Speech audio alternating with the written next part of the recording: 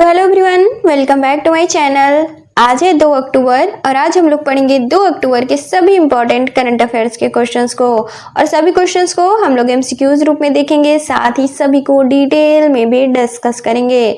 तो चलिए स्टार्ट करते हैं आज का सेशन। तो आज का पहला सवाल है, अंतर्राष्ट्रीय वृद्धजन दिवस कब मनाया जाता है? तो अंतर्राष्ट्रीय वृद्धजन दिवस हर साल 1 अक्टूबर को मनाया जाता है। इस दिवस का मुख्य उद्देश्य है वृद्धजनों के योगदान का सम्मान करना, साथ ही उनके अधिकारों की रक्षा करना और स्वास्थ्य जैसे मुद्दों पर इनके वैश्विक स्तर पर जागरूकता फैलाना। 14 दिसंबर साल 1990 को संयुक्त राष्ट्र महासभा यानी कि यूएनजीए द्वारा इस दिवस की घोषणा आधिकारिक तौर पे की गई, जबकि 1 अक्टूबर साल 1991 को पहली बार यह दिवस मनाया गया। तो आंसर हो जाएगा ऑप्शन डी, 1 अक्टूबर। अगला सवाल है, भारत में पहली बार वर्ल्ड सी फूड कांग्रेस 2026 का आयोजन कहां किया जाएगा?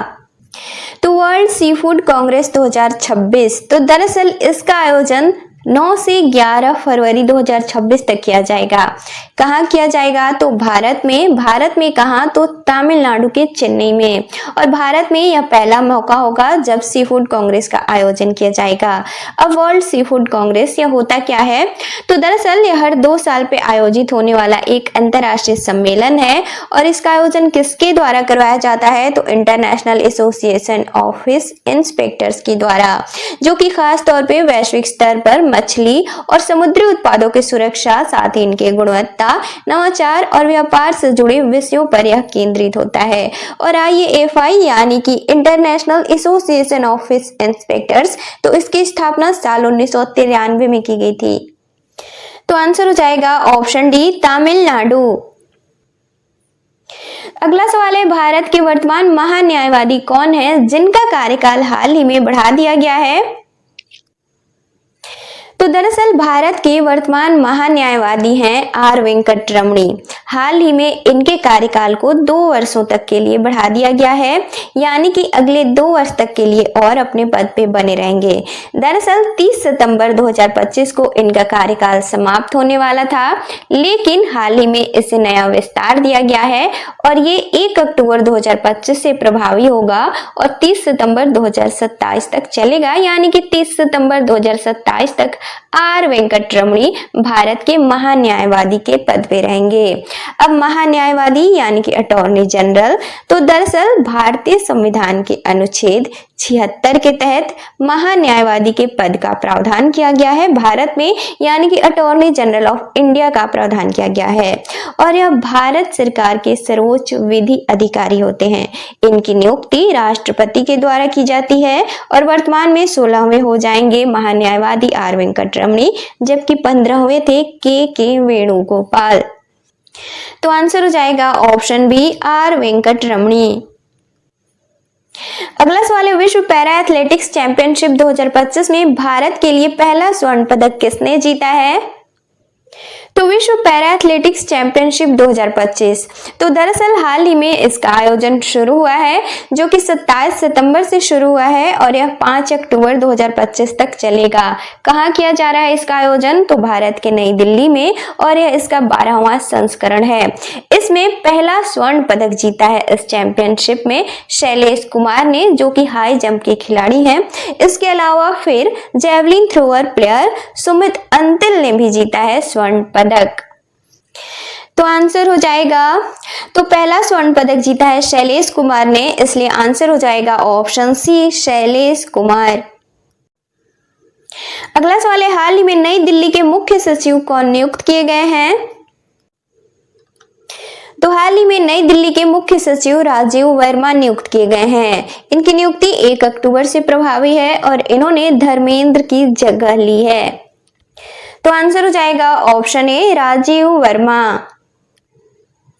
अगला सवाल है, हाल ही में ICC और किसके द्वारा प्रॉमिस टू चिल्ड्रन अभियान शुरू किया गया है? तो प्रॉमिस टू चिल्ड्रन अभियान की शुरुआत हाल ही में आईसीसी यानी कि इंटरनेशनल क्रिकेट काउंसिल और साथ ही यूनिसेफ इंडिया के द्वारा शुरू की गई है। अब यूनिसेफ और यूनिसेफ इंडिया क्या है, इसे हम आगे समझेंगे। तो दरअसल इसका मुख्य उद्देश्य है बच्चों के अधिकारों की रक्षा करना, खास तौर पे ऐसे बच्चे जो कि कमजोर हैं, अति पिछड़े वर्गों से आते हैं, इन्हें समान अवसर प्रदान करना, साथ ही शिक्षा, स्वास्थ्य, पोषण, सुरक्षित जल, स्वच्छता, हिंसा आदि से सुरक्षा इनके सुनिश्चित करना। तो आंसर हो जाएगा ऑप्शन बी यूनिसेफ। तो अब यूनिसेफ, तो दरअसल इसका पूरा नाम है यूनाइटेड नेशंस चिल्ड्रंस फंड, संयुक्त राष्ट्र बाल कोष। इसकी स्थापना 11 दिसंबर साल 1946 को की गई थी और पहले इसका नाम था United Nations International Children's Emergency Fund, लेकिन साल 1953 में इसमें से इंटरनेशनल और इमरजेंसी शब्द को हटा दिया गया और यूनिसेफ इसे कहा जाने लगा। इसका मुख्य उद्देश्य है हर बच्चे को बचपन मिले, मतलब कि हर बच्चा सुरक्षित, स्वस्थ और शिक्षित हो, बच्चों के अधिकारों की रक्षा करना, साथ ही हिंसा, उत्पीड़न से बचाव इनके सुनिश्चित करना, ये भी इसका मुख्य उद्देश्य है और इसका मुख्यालय अमेरिका के न्यूयॉर्क में है।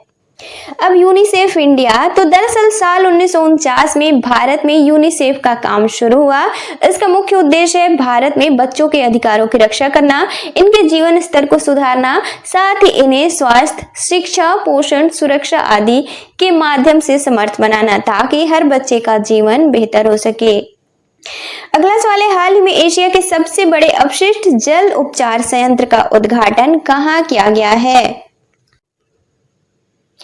तो दरअसल हाल ही में एशिया के सबसे बड़े अपशिष्ट जल उपचार संयंत्र की स्थापना नई दिल्ली में की गई है, जो कि इसकी क्षमता है 56.4 करोड़ लीटर गंदे पानी का शोधन करना, यानी कि प्रतिदिन 56.4 करोड़ लीटर गंदे पानी का शोधन करने में यह सक्षम है और इस परियोजना की शुरुआत साल 2019 में की गई थी। हाल ही में इसका उद्घाटन किया गया है और दिल्ली जल बोर्ड के तहत यमुना एक्शन प्लान 3 के अंतर्गत इसे विकसित किया गया है।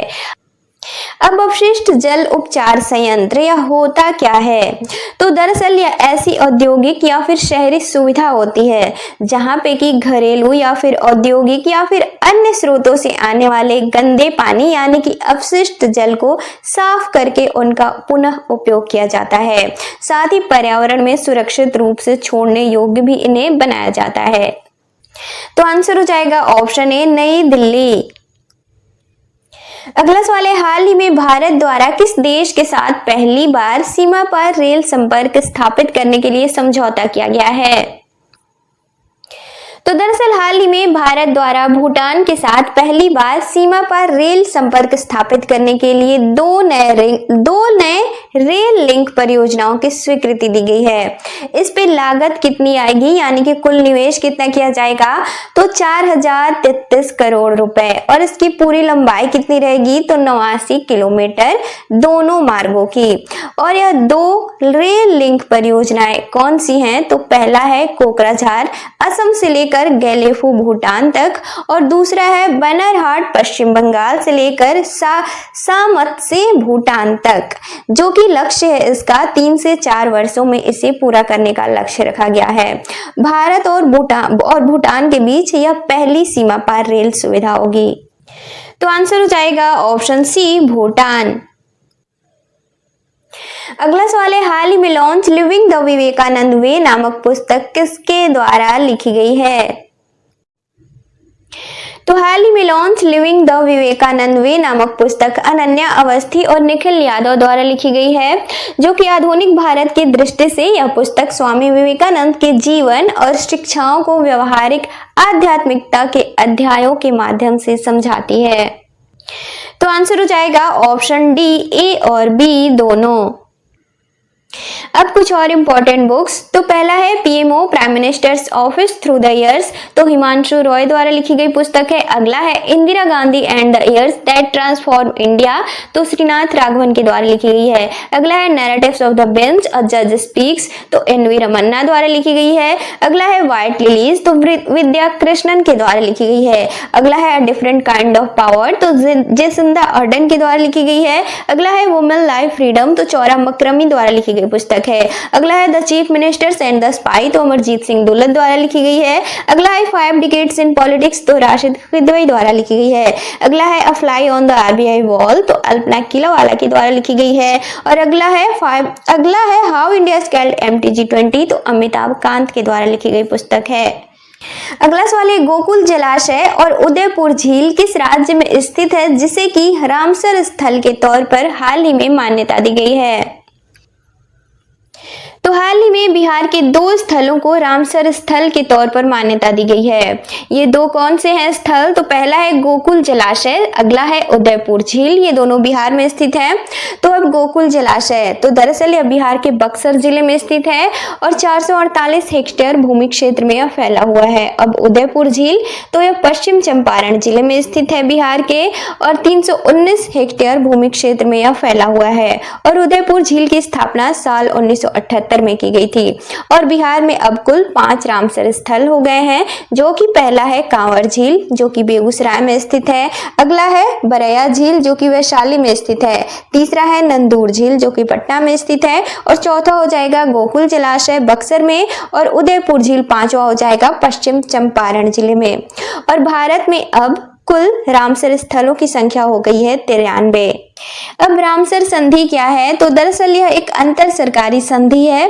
इसका मुख्य उद्देश्य है ऐसी आर्द्र भूमियों को पहचानना जो कि जैव विविधता, साथ ही पारिस्थितिकी और मानवीय उपयोग के लिए महत्वपूर्ण होते हैं। इनके संरक्षण के लिए नीतियां बनाता है यह और साथ ही देशों के बीच सहयोग भी सुनिश्चित करता है। तो आंसर हो जाएगा ऑप्शन ए बिहार। अब कल के क्वेश्चंस का रिवीजन करेंगे। तो कल का पहला सवाल था अंतर्राष्ट्रीय अनुवाद दिवस कब मनाया जाता है? तो इसका राइट आंसर था ऑप्शन डी 30 सितंबर। अगला सवाल था हाल ही में भारत के पहले केंद्रीय उद्योग बैंक का उद्घाटन कहाँ किया गया है? तो इसका राइट आंसर था ऑप्शन डी नई दिल्ली। अगला सवाल था हाल ही में BCCI के 37वें अध्यक्ष कौन नियुक्त किए गए हैं? तो इसका राइट आंसर था ऑप्शन बी मिथुन मनहास। अगला सवाल था डुगोंग संरक्षण रिजर्व किस राज्य में स्थित है? तो इसका राइट आंसर था ऑप्शन ए तमिलनाडु। अगला सवाल था कृषि मीडिया पुरस्कार 2025 से किसे सम्मानित किया गया है? तो इसका राइट आंसर था ऑप्शन सी निमिष गंगराडे। अगला सवाल था हाल ही में भारतीय वनस्पति सर्वेक्षण के निदेशक कौन नियुक्त किए गए हैं? तो इसका राइट आंसर था ऑप्शन डी कनद दास।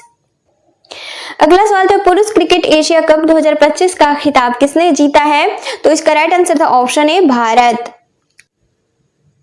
अगला सवाल था हाल ही में बुकर पुरस्कार 2025 के लिए नामित की गई the loneliness of Sonia and Sunny किसके द्वारा लिखी गई है?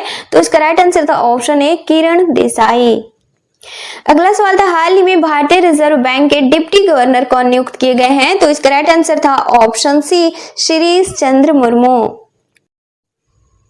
और लास्ट क्वेश्चन था सर्जियो बुस्केट्स किस खेल से संबंधित हैं जिन्होंने कि हाल ही में अपने खेल से संन्यास लेने की घोषणा की है? तो इसका राइट आंसर था ऑप्शन ए फुटबॉल।